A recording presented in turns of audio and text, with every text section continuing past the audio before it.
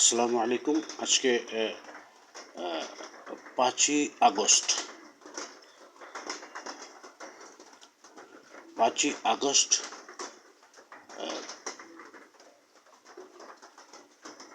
এই যে বৃষ্টি চলতেছে বাংলাদেশে, এই বৃষ্টিটা হলো গ্রীষ্ম, বর্ষা, শরৎ, হেমন্ত, শীত, বসন্ত। অর্থাৎ শরৎ এবং হেমন্তের শেষ, সামনে শীতের মধ্যে যেই কাজগুলো বাকি রয়ে গেছে এবং সামনে কিন্তু দুর্গাপূজা সেপ্টেম্বরের অলমোস্ট টিএনএ শেষ করে ফেলতে হবে 22 তারিখের মধ্যে। পরে সপ্তমী, ষষ্ঠী, সপ্তমী, অষ্টমী, নবমী জেনে শুভ বিজয়ার দিন জেনে দুর্গাপূজার শেষ। এর মধ্যে যে শীতকালীন যে ফসল, যেগুলো আবাদি জমিতে বীজ তলার মধ্যে ইতিমধ্যেই প্রবেশ করবে, বীজতলা করে সম্পূর্ণ সেই ফসলটা সম্পূর্ণ মাঠে বোনার জন্য উঠবে এবং এখন হচ্ছিল একটা ধানও রোপণ করা হবে। তো এখানে শীতকালীন যে ফসল উৎপাদিত করছেন কৃষকরা, লাউ, কফি, পালং শাক সহ বিভিন্ন ঢেঁড়স, উস্তা, করলা, তো এগুলো যে কফি, বাঁধাকপি, তো এগুলো যেমন একটা সময় যে মাঠে ফসল, গতবার দেখা গেছে যে কফি বাগানের কফি কেটে ফেলতেছে, বাঁধাকপি বলেন যেটাই বলেন কেটে ফেলতেছে লসের ভয়ে, ঋণ নিয়েছে, ঋণ শোধ করবো কি। তো এক্ষেত্রে কোনো কিছু করা যায় কিনা, প্রথম যে আরেকটা হচ্ছে যে BBSS, CRSS এর এই নির্বাচনে যে সুবিধাটা গভর্নমেন্ট ব্যক্তিগতভাবে মুদ্রাস্ফীতিকে কন্ট্রোল করে,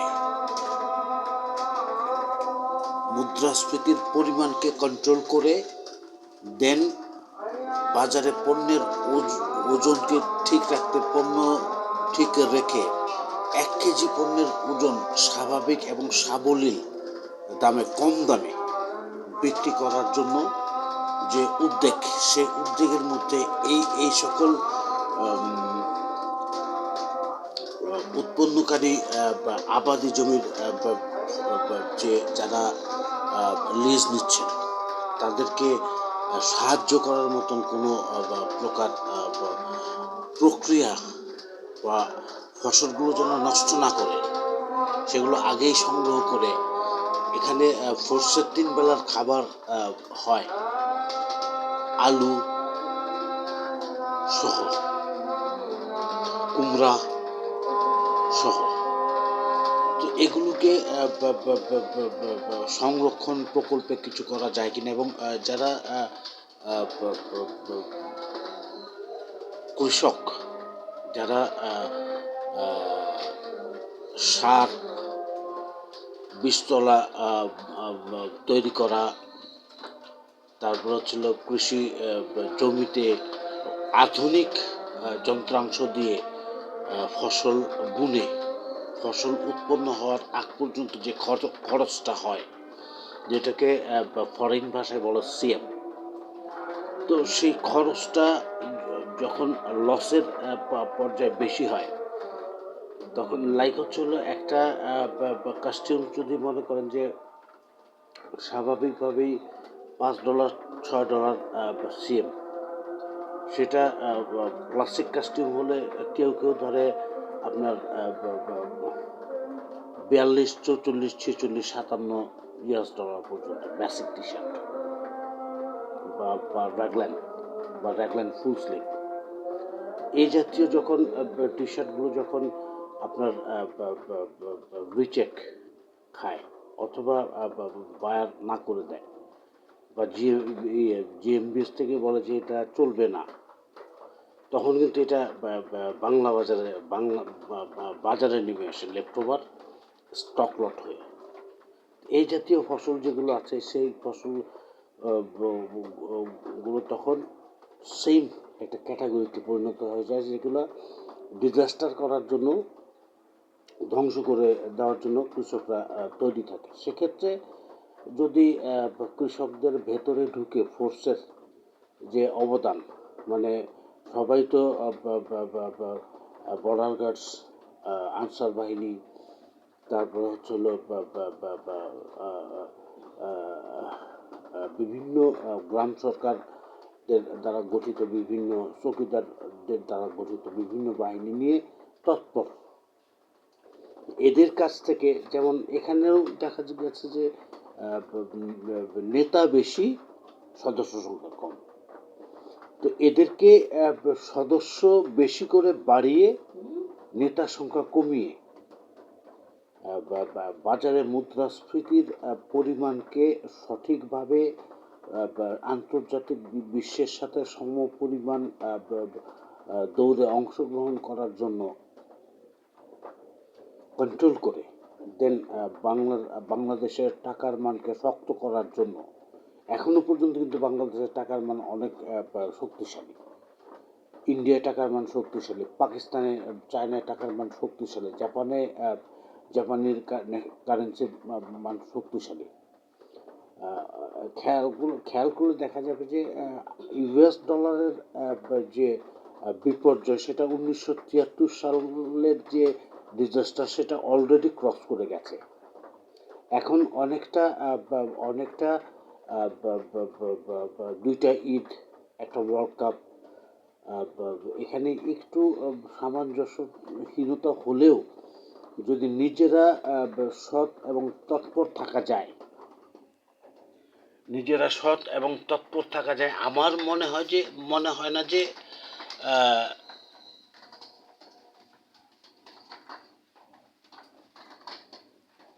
জাতীয় সম্পদ অর্থাৎ জনসংখ্যা বৃদ্ধি দেশের প্রধান সমস্যা, এটা না।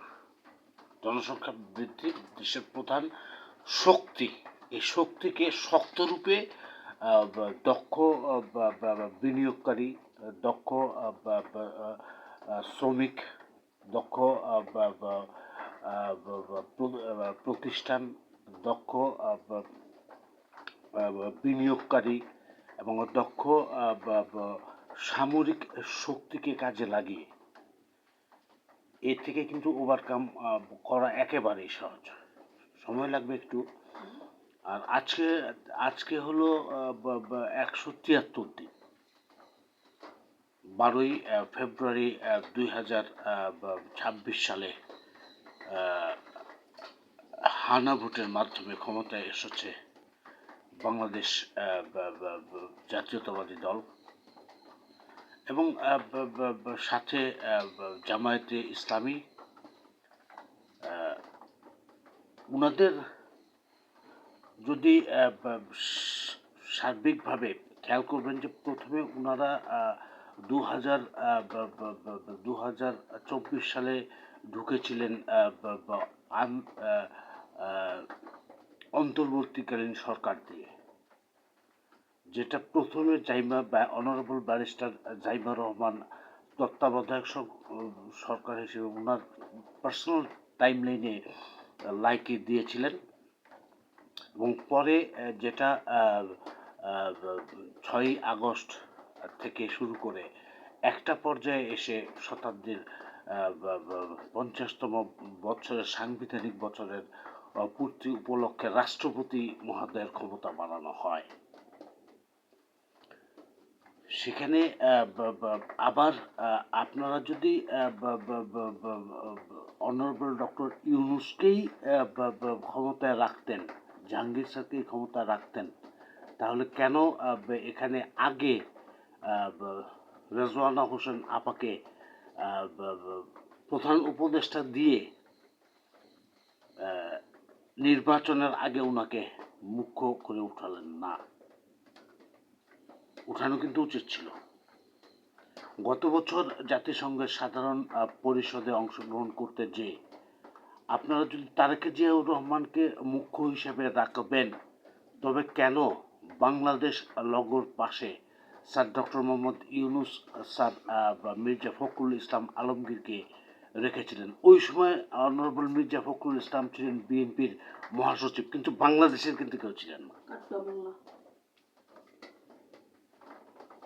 বাংলাদেশের মধ্যে তৎকালীন সময়ে যারা যারা ছিলেন তাদের শুভেচ্ছা থাকবে সালাউদ্দিন আহমেদ স্যার আপনার প্রতি শুভেচ্ছা থাকবে, রাষ্ট্রপতি শাহাবুদ্দিন আহমেদ স্যার এবং ওনার সামরিক সচিব স্যার আপনার প্রতি এখন শুভেচ্ছা থাকবে রাষ্ট্র বিষয়ের বাংলাদেশ পুলিশের অনারেবল আইজিপি ও অতিরিক্ত আইজিপি এবং সহকারী অতিরিক্ত আইজিপি মহোদয় আপনাদের উপরে, সঙ্গে ঢাকার ডিসি এবং মাননীয় পুলিশ কমিশনার সহ প্রত্যেকটা জেলার মাননীয় পুলিশ সুপার মহোদয় এবং মাননীয় পুলিশ কমিশনার এবং মাঠ পর্যায়ে প্রত্যেকটা জেলার পুলিশ সুপার মহোদয় এবং পুলিশের অতিরিক্ত পুলিশ সুপার মহোদয় এবং এএসপি যে প্যানেল প্রত্যেকটা জেলায় জেলায়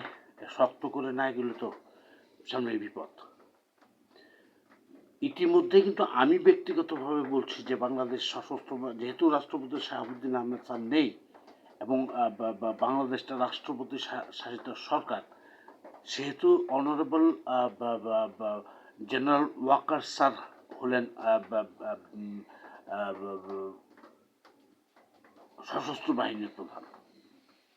এখানে যিনি মাননীয় সেনাবাহিনীর প্রধান হিসেবে আসছেন, ওনাকে কিন্তু অনেক চ্যালেঞ্জ হিসেবে দায়িত্ব পালন করতে হবে। সশস্ত্র বাহিনীর প্রধান যদি হয় তাহলে সেনাবাহিনীর দায়িত্বটাও কিন্তু অনেক। আর আজকে হলো 173 দিন শেষ। মান্যবর র্যাবের মহাপরিচালক মহোদয় যিনি আছেন,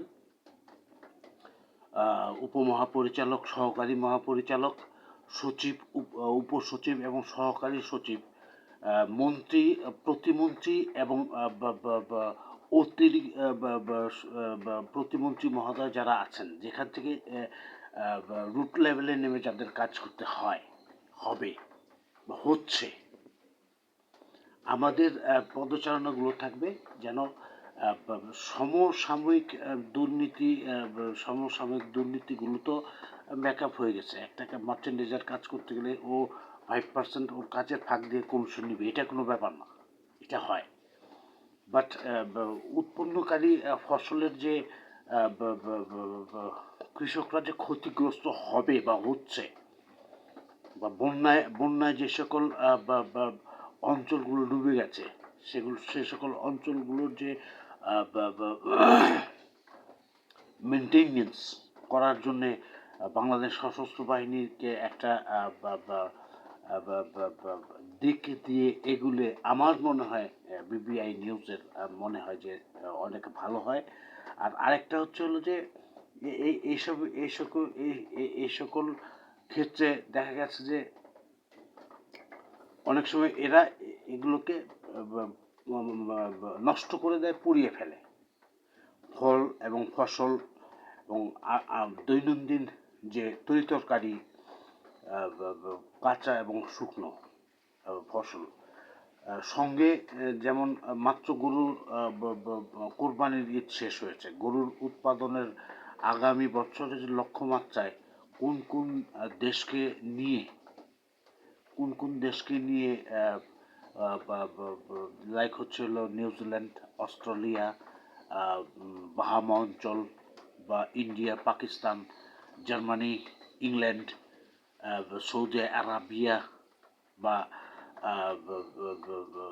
চায়না বা জাপান, মানে যে সকল ইন্দোনেশিয়া বা মালয়েশিয়া তো তেলটাও কিন্তু নিত্য নৈমিত্তিক জ্বালানির যে ব্যাপারটা আছে, লুব্রিক্যান্ট, তারপর হচ্ছে পেট্রোল, অকটেন, কেরোসিন, এগুলো একটু আলাদা করে যদি যত্ন নিতেন, তাহলে এগুলো ফ্লো জেনে যদি কাজ করা যেত, আমার মনে হয় অনেক উপকার হয়। তারপর হচ্ছে হলো আপনার এটার পাশাপাশি আপনার গরু বানানো বা হাঁস মুরগি যারা মৌসুমি ব্যবসায়ী, তাদের জন্য নয়, এটা হচ্ছে প্রান্তিক খামারি যারা, তাদের জন্য। মনে করেন যে হাঁস মুরগি দেশি এবং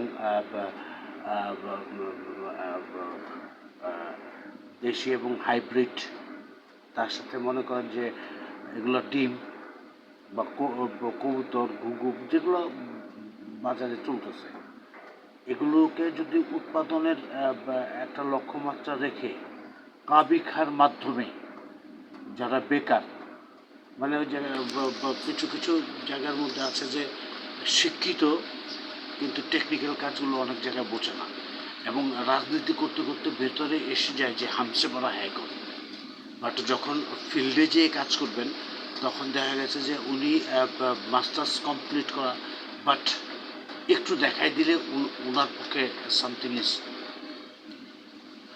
বেটার দ্যান নাথিং, শামসুদ্দিনের বেটার করে নাতি, এইটা উনি না। একটু স্পৃহা নিলে আমাদের যে বাংলাদেশের যে জাতীয় সম্পদগুলো আছে সেগুলো আমরা বিদেশে নিয়ে, শ্রমিক সেগুলো বিদেশে নিয়ে এই কৃষিকার্য পরিচালনা করার থেকে আমার মনে হয় যে আমাদের যে আন্তর্জাতিক মানের যে সুনাম, প্রজ্ঞা এবং আমাদের যে বিচরণ ক্ষেত্র, সেই বিচরণ ক্ষেত্রে আমরা দাপটের সাথে চলতে পারি, এবং আমরা চলছি। এবং জননেতা একে সেলিম ওসমান অলরেডি, আখতারুজ্জামান ফকির, জয়নাল আবেদিন মোল্লা, মানে আসলে মানুষের ব্যাকআপের পিছনে মানুষ, বা বিকেএমইএ, বিজিএমইএ, বা ধরেন এফবিসিসিআই, চেম্বার্স অফ কমার্স, বিটিএমইএ, এদের যে নেতৃবৃন্দ, বা ব্যাংকার্স ইউনিয়ন বা ইউনিটি বা ব্যাংকার্স ফোরাম, এদের যে অ্যাকচুয়াল নেতৃবৃন্দ, এরা কিন্তু একজন দক্ষ শ্রমিক। এখানে আমাদের যে মাঠ পর্যায়ের মান্যবর ডিসি মহোদয় এবং এসপি মহোদয়, সিনিয়র ইউএনও এবং থানা নির্বাহী অফিসার যারা আছেন, যারা নির্বাচনের যে সুষ্ঠু বিচারিক ক্ষমতা রেখেই গভর্নমেন্টকে ক্ষমতায় নিয়ে আসছেন, তাদেরকে ধরে নিতে হবে যে অলরেডি আর 27-28 দিন পরে কিন্তু বিপদ আপনাদের সামনে উপস্থিত। সেই ক্ষেত্রে জনগণের ভোটে বিজয়ী হওয়া জনতাকে তো ছোট করলে চলবে না। আপনারা তারেক জিয়াউর রহমানকে চাচ্ছেন রাখতে, কিন্তু প্রথম থেকেই আপনারা দুই পরিবার মাইনাস ফর্মুলার মধ্যে অ্যাক্টিভ, এইটা কিন্তু ক্লিয়ার।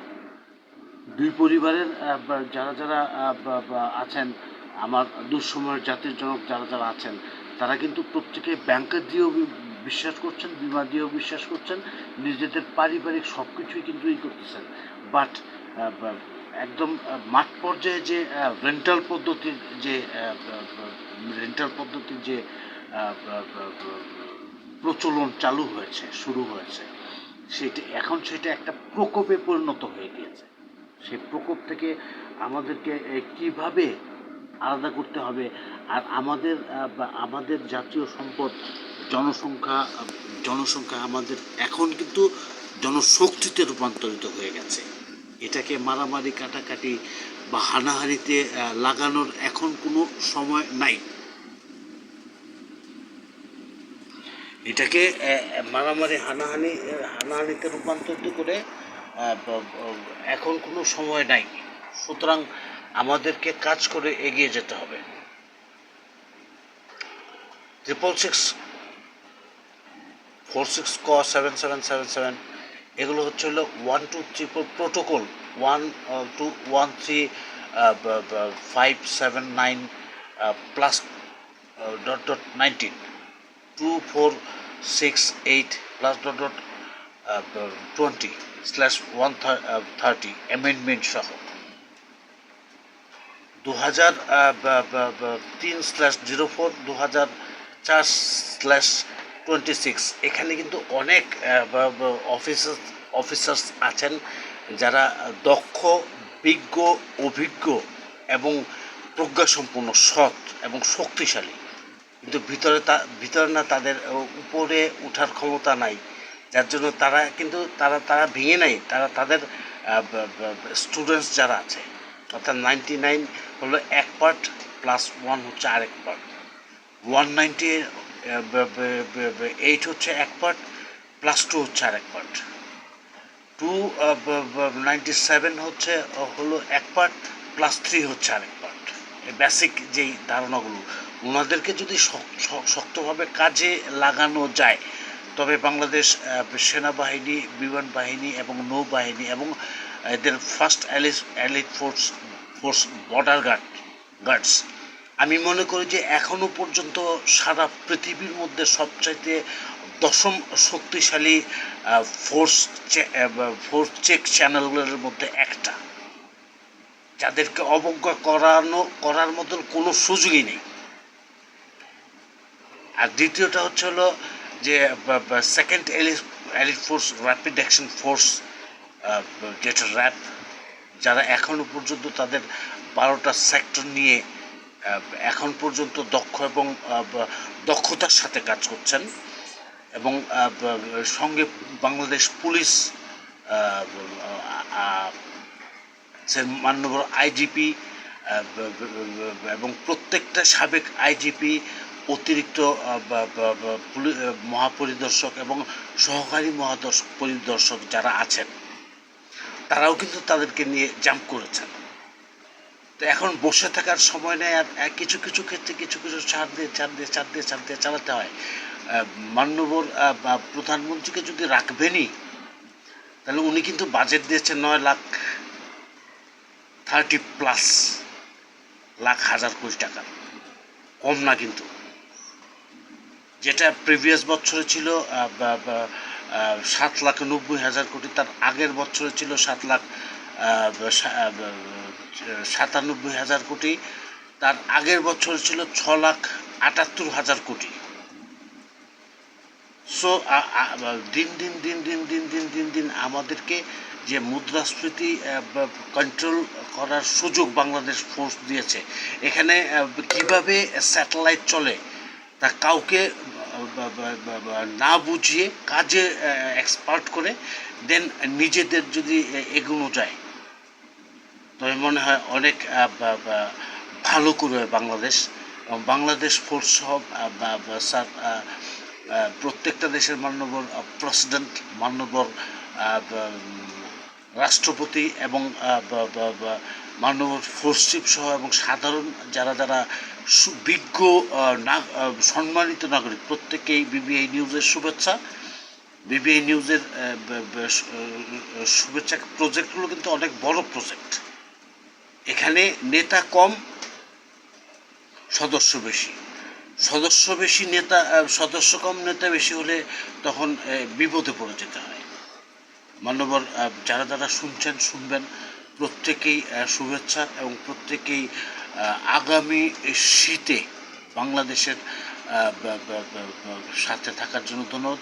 উল্লেখ্য, গত বছর সৌদি আরবিয়াতে হিমাঙ্কের নিচে তাপমাত্রা ছিল, এবং গত বছরই প্রথম মতিঝিলের শাপলা চত্বরের উপরে বা ফজরের পরে ভিডিওসটা দেখেন আমাদের, ফজরের পরে বরফ জমেছে।